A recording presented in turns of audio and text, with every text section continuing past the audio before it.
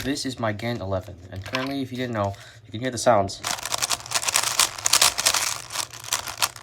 It's really like crunchy and like not the best. So I got lube today, and we're gonna be testing out some new lube I got. I usually use this GAN 1 lube. Now we're gonna test out lunar cube lube. So let's just set this out with this and let's see how it works.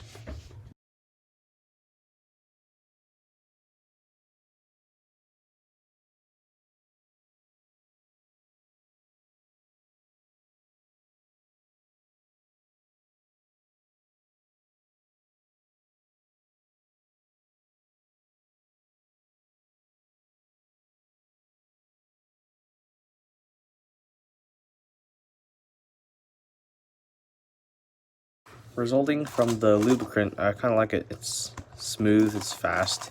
It's also like really good and fast to kick in. So I recommend this one.